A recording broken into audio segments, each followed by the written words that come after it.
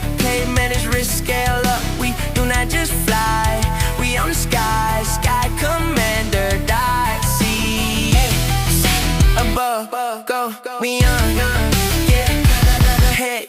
Okay, let's get started. Usually when we picture a successful independent business, we tend to look for this feeling of visible momentum. Right. It's kind of like driving a car on an open highway.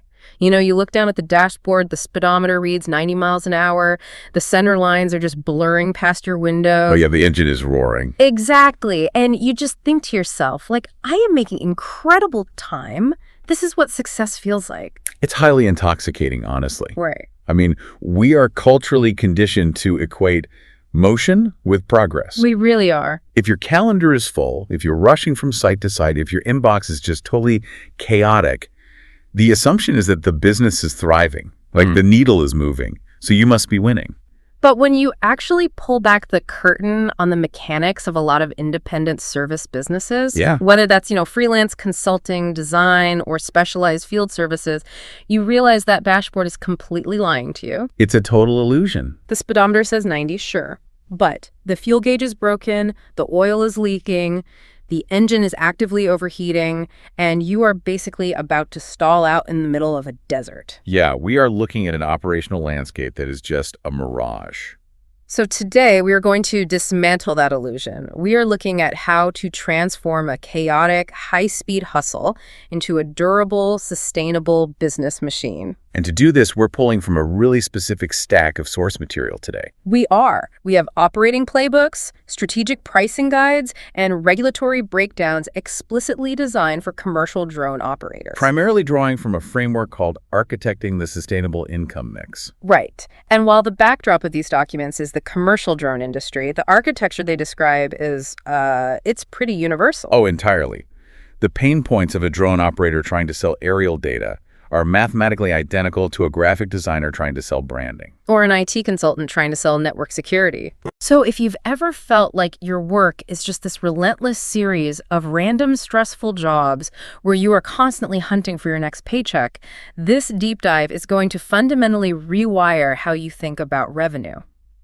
Okay, let's unpack this. Let's do it. Let's start with the first major trap identified in our research. It perfectly mirrors that dashboard analogy. It's the illusion of the busy streak. Yeah, there is a profound argument made here, which is that a packed, overflowing week is often a massive indicator of business fragility. Which sounds completely counterintuitive, right? It really does. But the document set up this fascinating psychological profile of the independent operator. Let's walk through the scenario they present. Okay. Imagine a commercial drone pilot who hits an absolute home run of a week. Like best week ever. Right. On Monday, they land a high-paying commercial roof inspection. Tuesday, they shoot a massive, highly produced marketing reel for a luxury real estate broker. Nice. Wednesday and Thursday, they are out doing construction progress mapping for a huge new development. Just back to back to back. Exactly. And then Friday, a storm rolls through and they get an emergency call for damage assessment. So they work 60 hours. Wow. They invoice thousands of dollars. They sit on their couch on Friday night thinking they have basically conquered the market. I mean, the psychological reward of that week is massive. You quoted the work, you won the deals, you executed the flights, and you sent the invoices. You feel like a titan of industry. You do. But the trap isn't what happens during the busy week. The trap is what happens at 8 a.m. the following Monday. Right. Because in a model built entirely on one-off projects, the business doesn't actually exist beyond the current job. That is such a harsh reality, like the fragile reality of the one-off only model. Yeah, because the following week, the weather turns to rain, so 2 tentative shoots get indefinitely delayed. The worst. A prospect they spent 3 hours talking to on Friday suddenly stops returning emails. Another lead apologizes and says their budget got frozen until next quarter. So suddenly, that booming 90-mile-an-hour business comes to a dead, grinding halt. Completely. The pilot is just sitting there staring at a quiet phone, realizing their guaranteed income for the week has reset to absolute zero. Yeah. You aren't building a business in that scenario. You are just going on a winning streak. And, I mean, in the history of probability, streaks always end. They always end. But let's look at the mechanics of why this happens, because it's not just bad luck.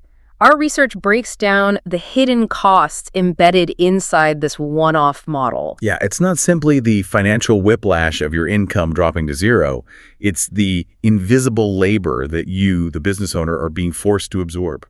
When your entire revenue stream is custom one-off jobs, you are basically constantly paying what amounts to a massive friction A tax. huge tax. And the first one that really stood out to me is the mental switching cost. The switching cost is absolutely lethal to deep, productive work. Yeah. Let's say you were sitting at your desk, finally in a flow state, right? Yeah. You're editing the footage from last week's construction shoot or processing a complex 3D map. Then your phone rings. And it's a brand new prospect. Right. Who wants a custom quote for a job you've never done before? To properly quote that, you have to drop what you are doing. You have to pull up airspace maps to check for flight restrictions. You have to look at the site on Google Earth to estimate the square footage, identify hazards. You have to run a risk assessment. Draft a custom proposal, email it over. Exactly. And even if that only takes 45 minutes, your flow state is completely shattered. Oh, totally. Yeah. You return to your editing software, and it takes you another 30 minutes just to remember where you left off. Yeah, that fragmented attention dramatically lowers the profitability of the job you were already working on. And it doesn't even stop there, because in a one-off scenario, a quote is almost never just a quote. Never. Which brings us to the rework cost. If you are selling custom jobs, the client is going to treat you like a custom consultant. Oh, yeah. You send over the proposal for a standard site survey, and the client replies like, this looks great, but what if we add a second location across town? And actually, our marketing team wants to know if you can shoot some raw video while you're up there. Right. So now your initial 45-minute quote has turned into a multi-day negotiation. You are redesigning the scope, adjusting the pricing, recalculating your travel time. And you're having to explain technical limitations about why raw video requires different camera settings than mapping photos. You are essentially providing highly specialized consulting services for absolutely free. You are bleeding hours on a job you haven't even won yet. Which leads directly to the most painful invisible tax of all, I think, the ghosting cost. Oh, the ghosting cost is brutal. You go through that entire song and dance. Yeah. You build a bespoke artisanal quote. You solve all their logistical problems in the proposal. And then nothing. Nothing. They take your itemized plan, compare your price against 3 other operators who are desperately undercutting the market, and they vanish. Yeah, you just burned 3 hours of administrative labor that you will never, ever get back. When you aggregate those 3 costs, the mental swishing, the rework, and the ghosting, you start to realize that a $1,000 one-off job didn't actually make you $1,000. Not even close.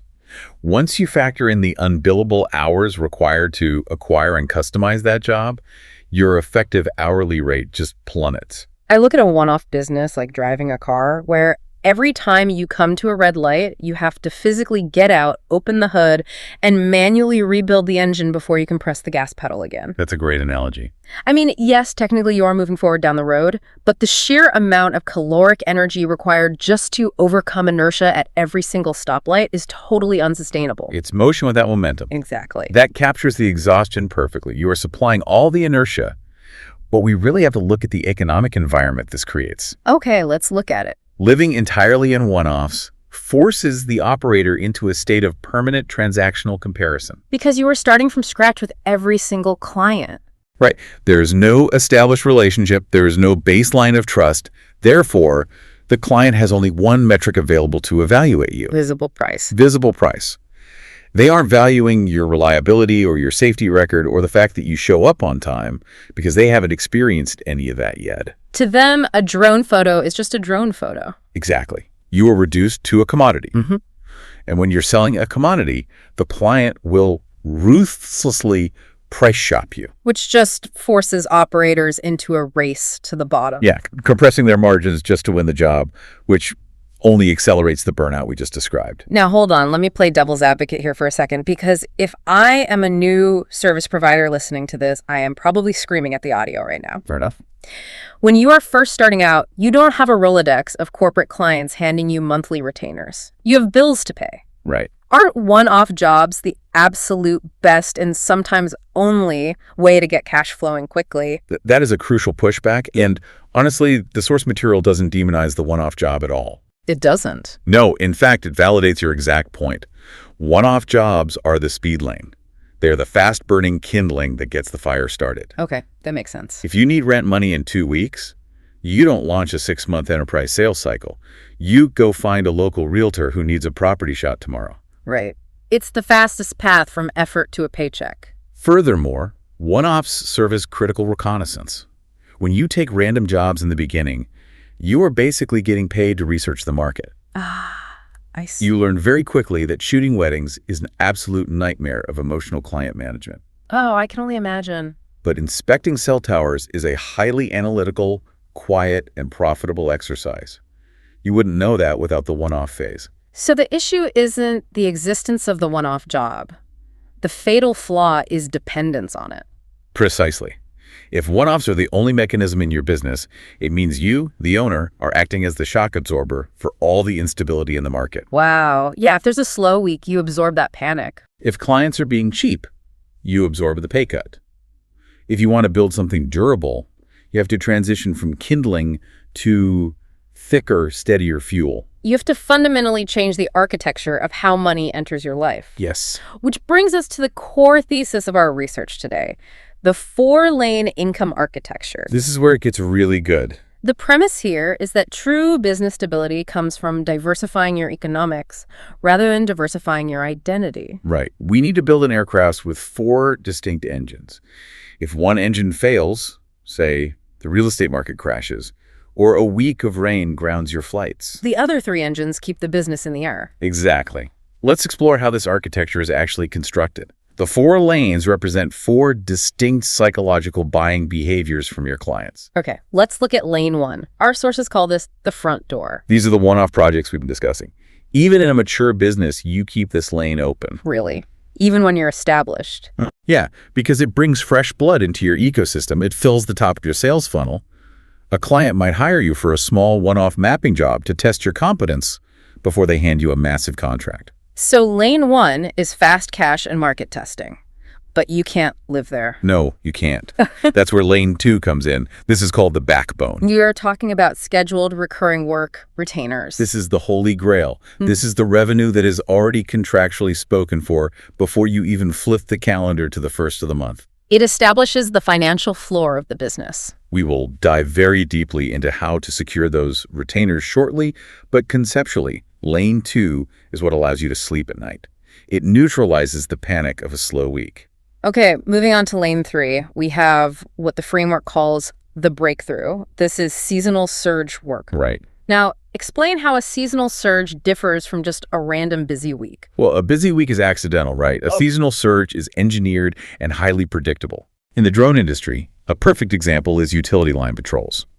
Power companies need massive amounts of infrastructure inspected right after the winter thaw before the summer heat causes lines to sag. So this isn't a random job. Not at all. It's a massive batch-style project that happens at the exact same time every year. You might spend 3 solid weeks doing nothing but flying transmission lines. Wow, so it's a concentrated profit spike. Exactly.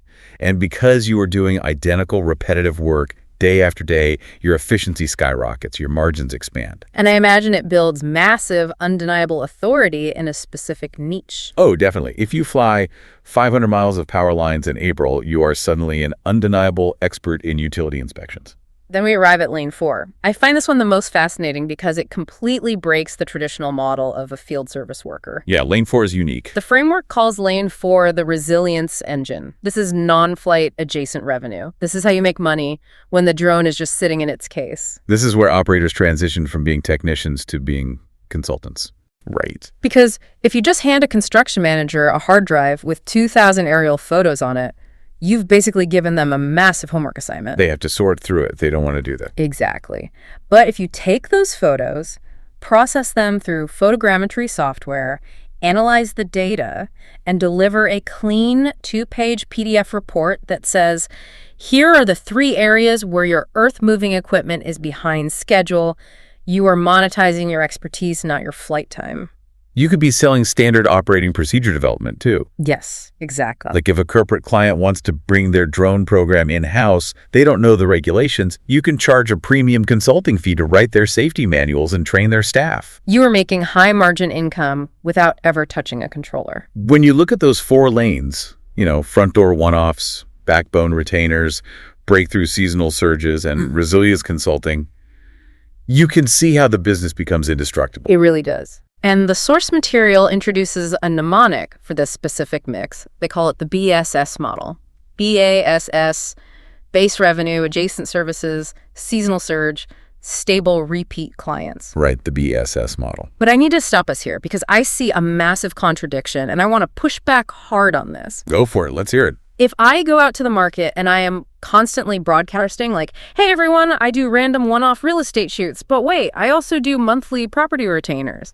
And in the spring, I inspect power lines. Oh, and by the way, I also do corporate consulting and write safety manuals. Right. That sounds completely schizophrenic.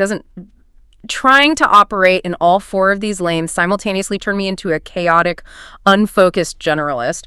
I'm essentially screaming, I have a drone and I will do literally anything for money. Yeah. It is the exact trap that destroys amateur operators, and the source material is incredibly rigid about how to avoid it. Okay, what's the rule?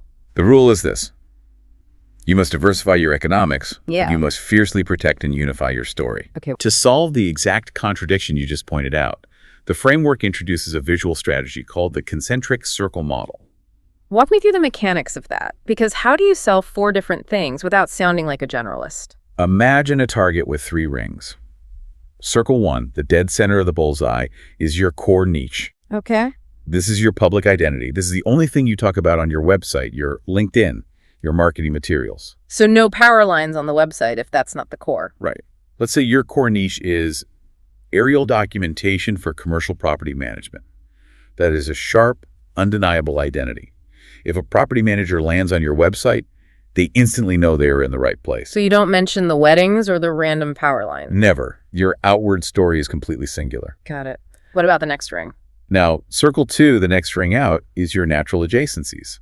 These are different services, yes, but they serve the exact same buyer in circle 1, and they solve the same overarching problem. Give me a concrete example of that. If your core identity is property documentation, an adjacency isn't shooting a music video.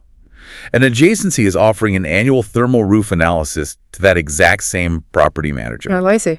Or it's offering to build an interactive 3D model of their facility so they can show it to out-of-state investors. You are opening up new revenue lanes, seasonal surges, or analytical consulting, but you are selling them to the audience you have already captured. You are deepening the account, not fracturing your marketing. You are solving more of one person's problems rather than solving one problem for 100 different people. Exactly. And finally, circle 3, the outermost ring, is strategic experiments. This is where you test a brand new capability, like maybe doing indoor warehouse inventory with drones. But you do it quietly. Exactly. You don't rebrand your whole company. You test it with a few trusted clients. The framework dictates a strict 7.10 discipline regarding where you spend your time and resources. Let me guess. 70% of your operational focus is dedicated entirely to your core niche. That's your identity. You got it. 20% goes to pitching and delivering those natural adjacencies to your existing client base. Right. And 10% is reserved for quiet, controlled experimentation. When you look at it through the concentric circle model, the contradiction disappears. It totally does. Yeah. Your external message remains incredibly sharp and disciplined. You are very easy to refer because people know exactly what you do. But internally, your cash flow is beautifully complex and highly resilient because it's flowing through all 4 lanes. That is a brilliant clarification. Here's where it gets really interesting, though. To make those 4 lanes function, you have to build the foundation first. Yes. The text is adamant that you cannot chase seasonal surges or high-level consulting until you have stabilized your baseline. You have to build the floor before you build the ceiling. Which brings us to section 3, the anchor client. This is the lane where businesses actually survive or die. Right. Moving from theory into pure survival mechanics. An anchor client is an account that provides predictable, repeatable revenue that covers your absolute non-negotiables. And we aren't talking about profit here. No. We are talking about the financial baseline required to keep the business entity alive. Our sources define non-negotiables very strictly. This isn't just your rent. It's your commercial liability insurance. Your monthly photogrammetry software subscriptions. Equipment depreciation. Tax reserves. And crucially, the minimum owner draw required so that you can buy groceries and pay your personal mortgage. An anchor client is the entity that pays that specific bill. And what's fascinating here is the reason securing that floor is so vital. It goes back to the psychology we discussed earlier. Desperation. Exactly. When your baseline expenses are covered before the month even begins, desperation evaporates from your business. You stop taking terrible low-margin jobs just to keep the lights on. You negotiate from a position of absolute calm. Yes. But how do we actually get someone to sign a recurring contract? I think there is a massive misconception among service providers about what a retainer actually is. Oh, huge misconception. A lot of drone operators think the client is paying for the technical execution. They think the client is buying drone flights, like, I will fly my drone over your site 4 times a month for this amount of money. That is a fundamental misunderstanding of commercial buying behavior. Mm-hmm. Mature, high-value clients do not buy drone flights. I don't. No. They do not care about the technical specifications of your camera. They do not care about your piloting skills. Wow. Those are just the minimum entry fees to have a conversation. What they're actually buying from you is the complete systematic removal of a problem from their mental load. They are buying relief. Yes. The retainer is nothing more than a standing solution to a recurring pattern of pain. So if a construction superintendent has to waste 2 hours every Friday manually walking a massive job site to check the progress of subcontractors, that is recurring pain. Exactly. If you can automate that visibility so he gets a clean report on his iPad every Friday morning without ever having to think about it, he isn't paying for the drone. He is paying to get those 2 hours of his life back every single week. That is such a powerful reframe. You are selling organized simplicity. So if we look at the anatomy of a successful retainer pitch, our sources break down 5 plain language promises you are actually making to secure that anchor client. Let's unpack these, because this is how you structure the contract. The first promise is a recurring schedule.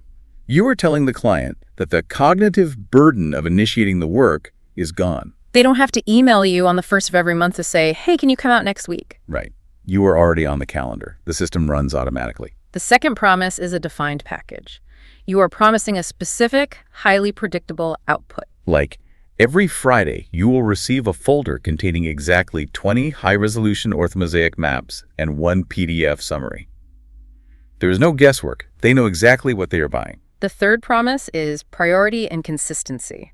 Because you are embedded in their operation, you understand their site layout, you know their safety protocols, and you know who their stakeholders are. The friction of coordination drops to near zero. As the client, I don't have to re-explain where the property lines are or who to call to unlock the gate every single month. You just handle it. Precisely.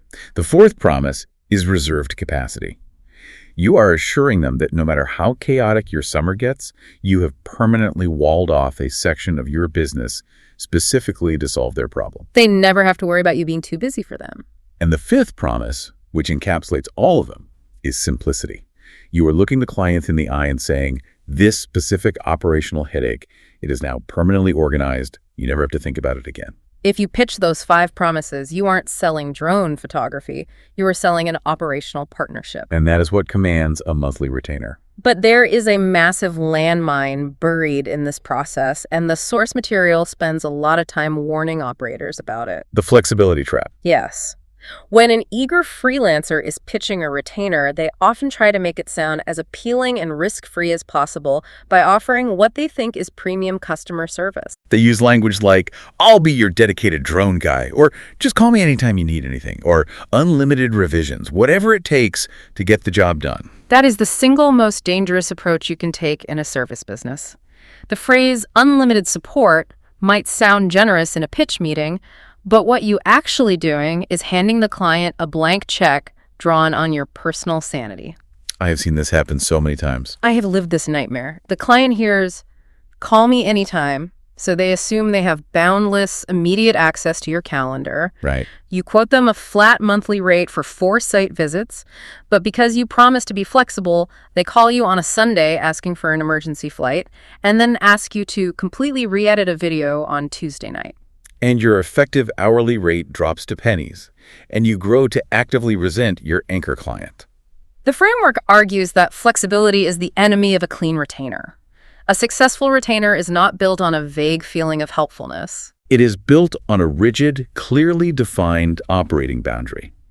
The contract must explicitly state what is included, what is specifically excluded. And most importantly, what is the exact mechanism and pricing structure for add-on billing when they inevitably ask for something outside the scope? Saying, we're flexible, we can do whatever you need, creates a messy, resentment-filled retainer. Saying that specific request falls outside our monthly scope, but I can easily add it to this week's workflow for an additional $500. Would you like me to proceed? Creates a clean, professional retainer. It trains the client to value your time. Which brings up the mechanics of pricing the retainer itself. There is a common instinct to deeply discount recurring work. Oh yeah, the operator thinks, well, if they're going to guarantee me 6 months of work, I should give them a 30% discount off my normal rate. Our sources strongly advise against this arbitrary discounting. You do not discount your services just out of fear that they will reject a long-term contract. You only discount a retainer if your actual operational friction objectively drops. That is a critical distinction. It really is.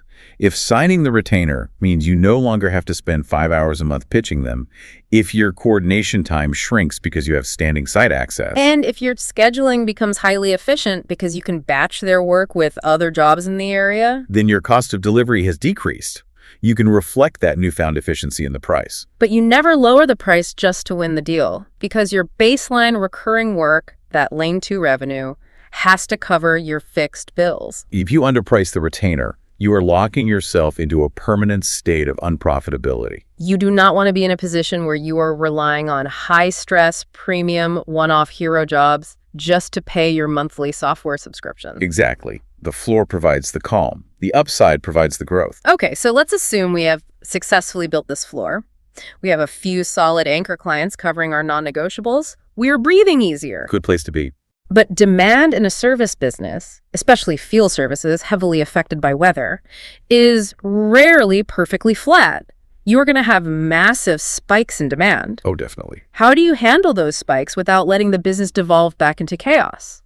This requires moving beyond just taking jobs as they come and actually designing your calendar. This brings us to a conceptual shift that the text describes as selling the season before the season. A weak operator wakes up, checks their email, and lets market demand hit their calendar like a sudden hailstorm. They are purely reactive. A strong operator looks months ahead and actively builds a runway to capture and control that demand. Let's break down the quarterly rhythm the text outlines, because it effectively turns the calendar from an unpredictable enemy into a structured tool. Let's start with winter. For any outdoor field service, winter is usually the season of panic. Flight time drops, daylight is short, and the weather is terrible. But the framework demands that you reframe winter. It is not a dead zone. It is the design quarter. This is when you build the runway for the rest of the year. What are the actual tactics for the winter quarter? Well, this is when you pre-sell your spring packages. You aren't waiting for the snow to melt to start pitching. You are securing contracts in January for work that will happen in April. Smart. This is also when you do deep administrative work. You create comprehensive annual summary reports for your existing anchor clients, proving your value over the past year. You rewrite your standard operating procedures. You update your website. You are staging the business for the explosion of demand that is coming. Because when spring arrives, you won't have time to update your website. Spring is the awakening. This is baseline demand returning. The thaw happens, and suddenly property managers need post-winter roof checks to see what the ice damaged. Construction projects that have been dormant suddenly mobilize and need baseline topographical maps. You are executing the contracts you sold in the winter. And then summer hits. For drone operators, summer is peak chaos.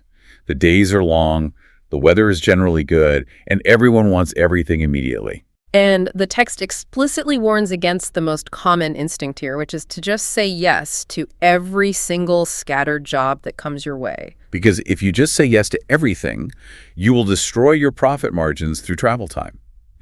The directive for summer is to maximize density, not just volume. Explain the difference between volume and density. Volume is doing 5 jobs in a week, but they are spread across 4 different counties. You spend 20 hours driving and 10 hours flying. Windshield time is completely unprofitable. It is. Density, on the other hand, is actively grouping your geographic regions.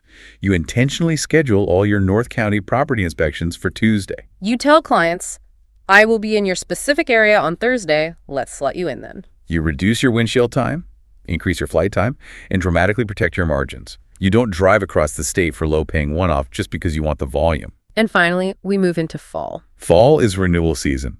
The mistake operators make is treating fall as just finishing up the summer projects. A strategic operator uses fall to convert this year's activity into next year's recurring account. You sit down with the client, present the closeout reports from the summer, and use that data to justify why they need to sign an annual retainer for the following year.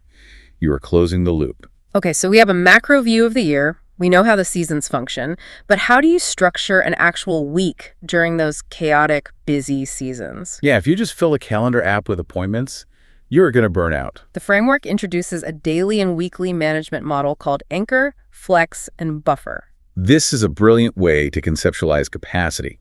You don't just have hours available, you have different types of time. When you design your upcoming week, you divide your capacity into 3 specific buckets. Let's look at the first one, anchor time. Anchor time is your committed recurring work. These are the retainers we discussed. This time is locked in stone. You place these blocks on your calendar first because they are the foundation of your revenue. Second is flex time. Flex time is the open space you intentionally leave around your anchor time. This is where you slot in the high-margin one-offs, the last-minute add-ons from existing clients, and new partner referrals. Flex time is where your premium upside lives. And then there is the third bucket, which is the one almost every independent operator entirely forgets to build, buffer time. Buffer time is protected. Utterly unsellable capacity. You do not book clients during buffer time. This space is reserved for weather delays, unexpected equipment maintenance, proposal writing, data processing, and, frankly, just real life. If you try to sell 100% of your available hours, you haven't built a highly efficient business. You have built an incredibly brittle system. Right. If you are booked solid Monday through Friday and it rains on Tuesday, your entire week is destroyed. You have to call 3 different clients to reschedule, which pushes into next week, causing a cascading failure of your entire operation.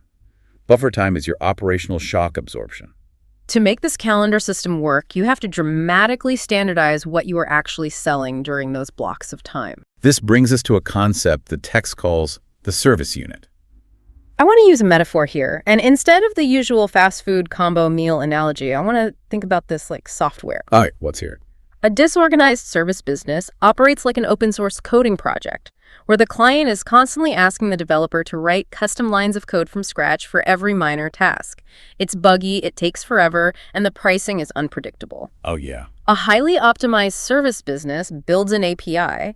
The client inputs X dollars and consistently gets Y data output without ever having to care how the server works, what language it was coded in, or how much effort it took. That is an excellent comparison. The text argues that service providers need to stop selling raw ingredients like hours of custom drone flying and start selling a standardized API. They call this the service unit. A service unit is the smallest, most complete version of a job that you can repeatedly sell, deliver, and price with absolute mathematical confidence. So instead of a client asking for a quote on a drone shoot, which could mean literally anything, you sell a specific unit. For example, the Standard Progress API.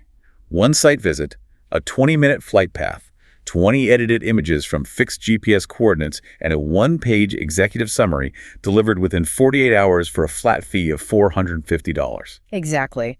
It makes the service incredibly safe to sell, and honestly, it makes the day-to-day execution kind of boring. But boring is the goal, isn't it? The text explicitly states that boring is beautiful. When you standardize your deliverables into named packages like a visual record package or a quarterly asset summary, you are deploying what the author calls trust technology. Trust technology. That's a powerful phrase. Explain how standardization creates trust. Well, clients, particularly corporate clients, trust what they can predict. If your output is highly standardized, it completely eliminates their decision fatigue.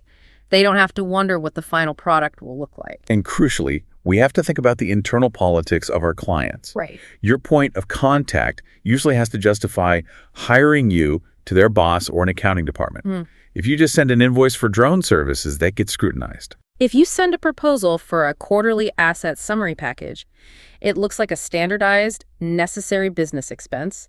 It makes it incredibly easy for them to justify renewing your contract. So we have the packages standardized, we have the calendar designed with anchor, flex, and buffer time. If standardizing the package secures the renewal, the ultimate question becomes, how do we get these high-quality corporate clients into our system in the first place? We need to transition from managing the work to actually generating the leads. We're moving into Section 5, the referral architecture. This section introduces a radical, fundamental shift in how to think about customer acquisition.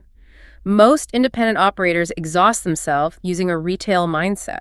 They try to find 100 individual end customers, one at a time. They hunt for one guy who wants his roof inspected, and then they hunt for another guy who wants his building photographed.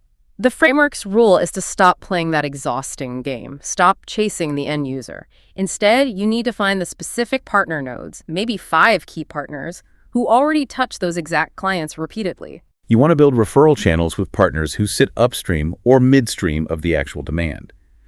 The key metric for evaluating a potential partner is their proximity to recurring pain. You want to align yourself with professionals whose core business involves dealing with the exact problems your data can solve. The text provides a hierarchy of partner quality, breaking down 4 key archetypes. Let's dive deep into these 4 partners because understanding their psychology is how you build a real referral engine. The first one they highlight is roofers. Why are commercial roofers such valuable partners? Commercial roofers live in brutal physical reality. Storms happen, materials age, leaks occur. Every time a building owner has a leak, the roofer gets a call. They see the exact same problem hundreds of times a season. What is their recurring pain? They need speed. They need a way to safely triage a massive commercial roof without pulling a highly paid technician off another job just to climb a ladder and walk a dangerous slippery surface. And they need irrefutable visual documentation to support the repair estimates they send to the insurance companies. If you step in as their drone partner, you are solving their logistical bottleneck. Yeah. You can scan the roof in 20 minutes, hand them a thermal map showing exactly where the water intrusion is, and they can close their repair deal twice as fast. Next on the hierarchy are property managers. The text refers to them as the quiet giants of the industry. Why are they the giants? Because of the massive scale of what they control versus what they can actually see. A property manager might be responsible for 30 different commercial strip malls spread across 3 states. They cannot physically be everywhere. Their recurring pain is blind spots. They are responsible for coordinating vendors, managing maintenance budgets, and mitigating liability for assets they haven't laid eyes on in months. So when you approach a property manager, you don't pitch drone footage. That's useless to them. Correct. You pitch easier visibility across their portfolio.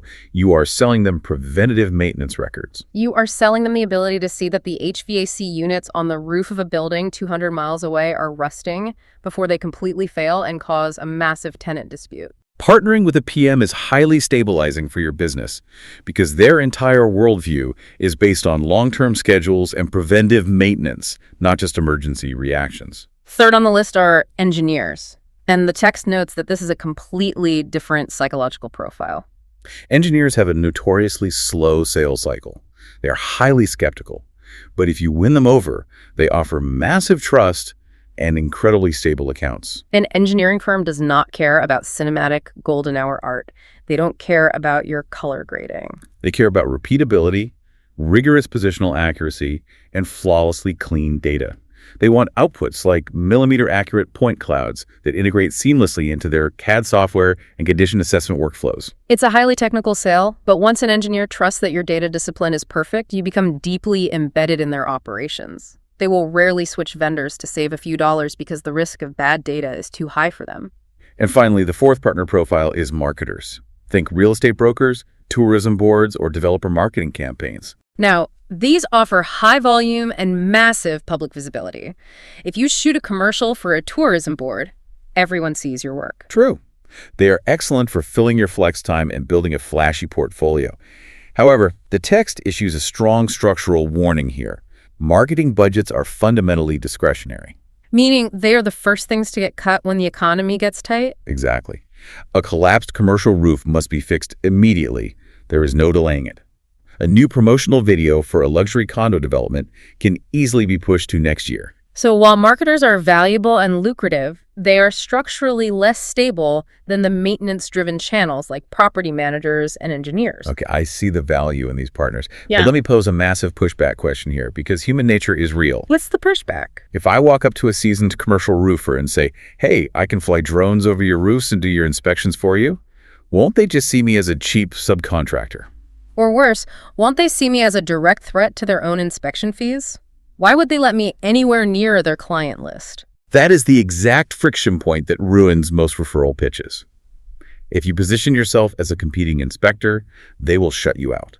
The source material explains exactly how to counter this. You must position yourself as a force multiplier, never as the hero. How does that sound in an actual pitch? You don't say, I can inspect the roof. You say, I provide the back-end documentation that helps your sales team close larger maintenance contracts. You make it explicitly clear that you are not there to diagnose the problem.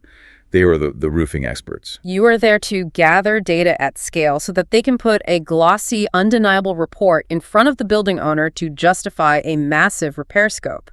You are selling what the framework calls downstream usefulness. If your presence makes their core business faster, safer, and more profitable, you aren't a threat. You become an indispensable, silent partner. I want anyone listening to this to abstract this concept to their own industry. Who are the property managers or the roofers in your world? Who are the people managing large portfolios of the exact recurring pain that your skills can solve? If you map those nodes and build relationships with them, you stop hunting for individual scraps and start farming a massive renewable field. It completely changes the geometry of your business. It really does. But here is the reality check. Solving pain is great, and bringing in revenue is the goal. However, our sources make a very sobering point. Not all money costs the same to earn. We have to talk about the hidden cost of friction, and specifically regulatory friction. This is a vital, non-negotiable concept in the text.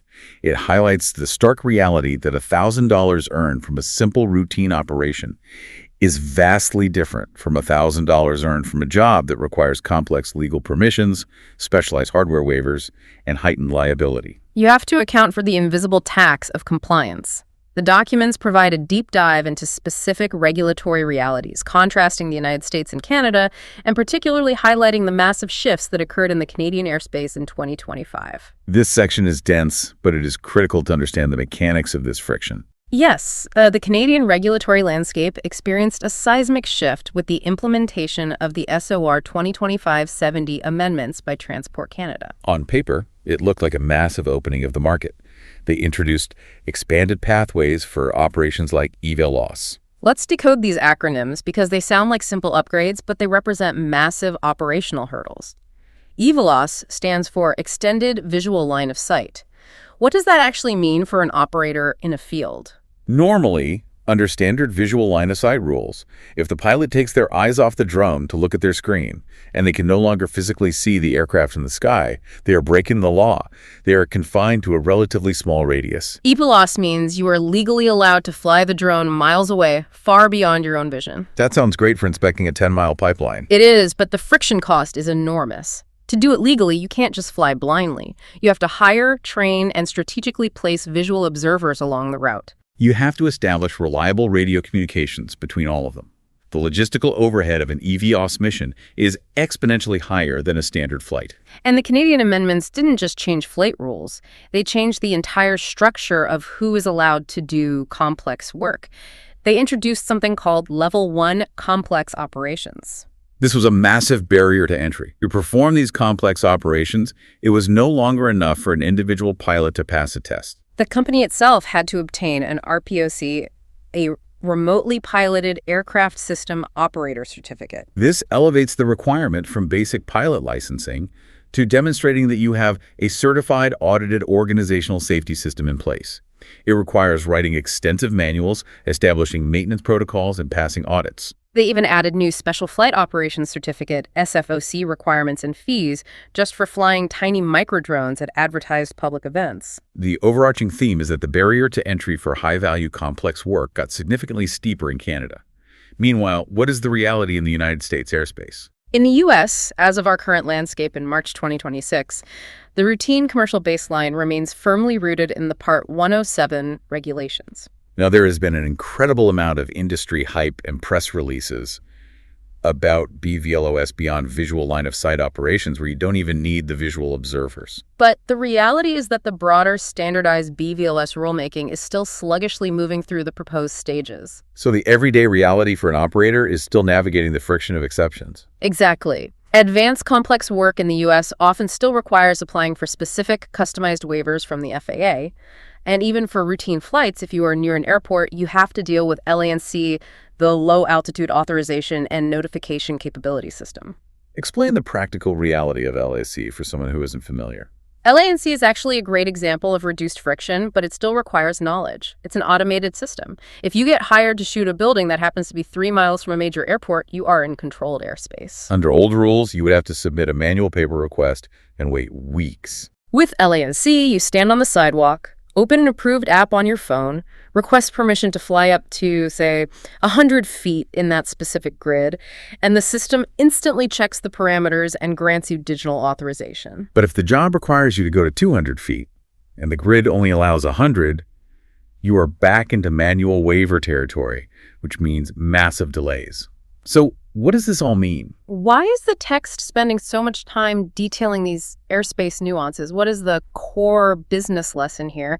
They illustrate it perfectly with this sticky story of cross-border jobs. Let me use an analogy to frame this. Please do. Imagine you run a trucking company near the border. You get offered a premium delivery gig in the neighboring country. You look at the distance, you price it like a local route, you accept the job, and you drive to the border. Suddenly, customs stops you. You realize you lack the international permits, your vehicle doesn't meet their specific emissions standards, and you get held up for 3 days. You have to pay a massive invisible toll tax of paperwork, delays, and potential legal fines that completely wipes out your profit margin.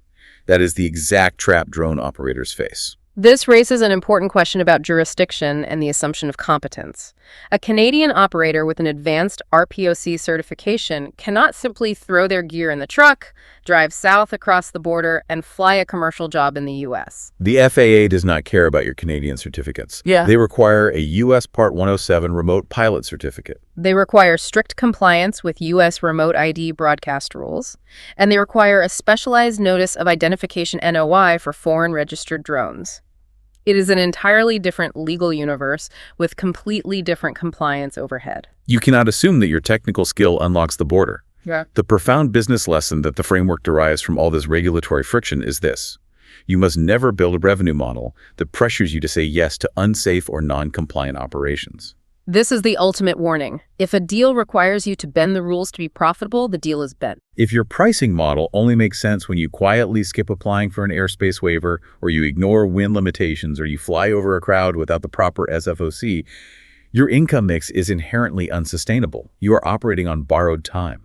Because the moment there is an incident, your insurance is voided because you are operating outside the law, and your entire business collapses instantly. You must price the invisible compliance overhead, the hours spent writing manuals, the time waiting for waivers, the cost of maintaining advanced certifications into your actual service unit. Otherwise, you are quietly operating a totally unprofitable business. And this loops perfectly back to the anchor clients. The reason operators take those risky, high-friction, non-compliant jobs is usually desperation. They have an empty week, they need the cash, so they say yes to a dangerous job. To avoid that desperation, you need true visibility into your future revenue. You need to know what is actually coming down the pipeline. Which brings us to the final and perhaps most crucial piece of the sustainable architecture. Section 7, Forecasting and Smart Growth. And the text is incredibly rigorous about defining what forecasting actually is. It is not wish casting.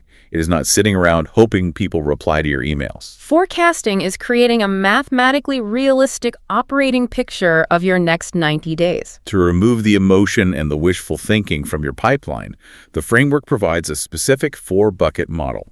Every single potential job or conversation you have must be categorized strictly into one of these 4 buckets. You stop lying to yourself about your revenue. Let's walk through how to categorize this pipeline. What is bucket 1? Bucket 1 is committed. This means the probability is 90 to 100%. The client has given a definitive yes. The scope of work is entirely clear. The contract is either signed or in the final routing, and the execution timing is locked on the calendar. This is dependable, real work. Bucket 2 is probable. This is 60 to 75% likely. You are having highly engaged conversations with the decision maker, the timing is active, and they have the budget, but the ink isn't dry on the contract yet. It is a highly credible lead, but it's not a done deal. Bucket 3 is possible. This drops to 25 to 40%. The lead is real, and they do have a defined problem, but their buying decision is immature. They are just gathering information, or they have to get approval from a board that meets next month. It's an interesting conversation, but you absolutely cannot rely on it for rent money. And the final bucket is speculative. This is 5 to 15% probability. These are loose networking conversations. The classic, hey, we should really do something together next quarter talk. The cardinal rule of the four-bucket model is that you never, ever build your spending plans or your baseline forecasts on speculative or possible work. And then you have to actually do the math, which is where a lot of creative field operators tune out because they hate spreadsheets. But the text uses a concept called weighted forecasting, and it's brilliant. If you have a $10,000 mapping job sitting in the probable bucket, which we said is roughly 60% likely, you do not write down $10,000 on your expected revenue sheet. You multiply the value by the probability. You write down $6,000. Exactly. It completely stops you from counting hope as booked money. It forces a conservative, realistic view of the business. But there is a secondary forecasting rule embedded in here that I think is the secret sauce. The framework demands that you must forecast weeks, not just dollars. This is where amateur businesses elevate into mature operations. Let's look at two hypothetical $6,000 deals. Okay, let's hear them. Deal A is a massive, complex industrial site inspection. It is going to require 3 full days of flying on site, plus another 3 days locked in your office, processing heavy data models and writing reports. Deal B is a $6,000 retainer spread over a year, requiring one simple half-day flight a month. If you only look at your financial dashboard, both deals say $6,000, you feel great. But their impact on your capacity is totally different. Vastly different. If you just chase the dollar figure and book 3 of those industrial inspections in the same month, you will double book yourself into total burnout. You haven't accounted for the processing time or the weather buffers. You have to map the forecasted deals to an actual calendar workload. You have to account for travel days, editing days, and the required buffer time. You have to know if your upcoming month is dangerously dependent on perfect weather.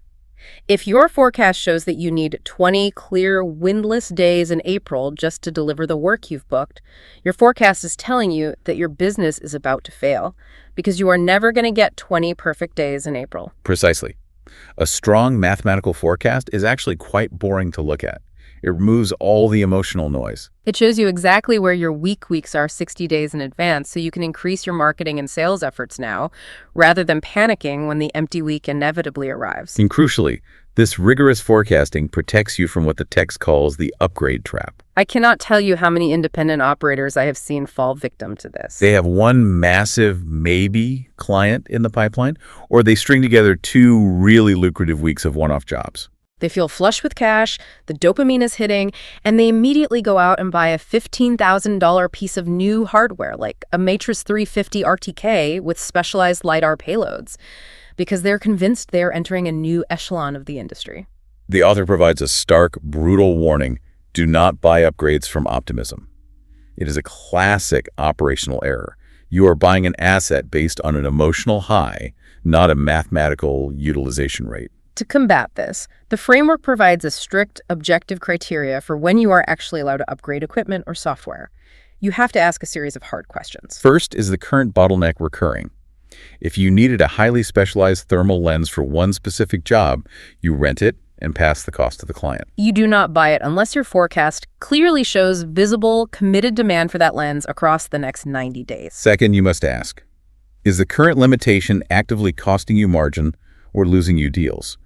Are you actually losing contracts because your drone can't fly in light rain, or are you just annoyed by it? And the most important question, which ties back to the concentric circles. Does this upgrade deeply support your core niche, or is it pulling you into a random distraction? If you are a commercial property mapper and you decide to drop $5,000 on a set of FPV cinema drones because you thought it looked fun on YouTube, you aren't investing in your business. You are buying a highly expensive toy with company money.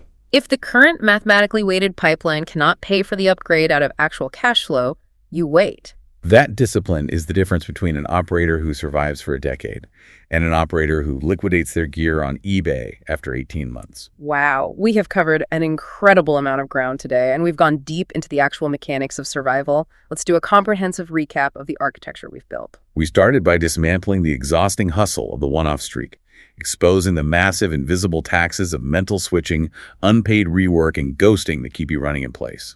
We transitioned from relying on that fragile kindling to building a robust 4-lane income system. maintaining the front door of one-offs for cash and reconnaissance, establishing the backbone of retainers, engineering the breakthrough of seasonal surges, and developing the resilience of adjacent non-flight consulting. We examine the necessity of securing a reliable floor with anchor clients to cover your non-negotiables, shifting the value proposition away from selling technical flights and toward selling the complete removal of the client's mental load. We set strict boundaries against the trap of unlimited flexibility. We explored how to design the year into proactive seasonal blocks: winter design, spring execution, summer density, and fall renewal. We adopted the anchor flex buffer model to protect weekly capacity, and we transitioned from selling raw, chaotic hours to selling standardized, predictable service units, building an API for the business. We then shifted our referral focus away from hunting 100 end users and instead mapped the network of key partners, the roofers, the quiet giant property managers, and the engineers, who sit upstream of recurring pain, positioning ourselves as indispensable force multipliers rather than threatening subcontractors. We navigated the harsh reality of regulatory friction, understanding the invisible compliance taxes of complex operations in cross-border jurisdictions, recognizing that a business built on fudged rules is a business built on sand. And finally, we locked in a ruthless, weighted 90-day forecasting model that relies on mapping time, not just dollars, protecting us from the emotional trap of optimistic spending. It is complete operational teardown and rebuild. Now, if you are listening to this, I want to reiterate our premise. While our source material today was hyper-focused on the highly technical, legally complex world of commercial drone operations, I hope you see that this framework is the ultimate, undeniable blueprint for any independent service professional. Whether you are a freelance graphic designer navigating client rescissions, an IT consultant managing network security retainers, or an event photographer trying to smooth out your income, this is how you stop hunting for daily survival.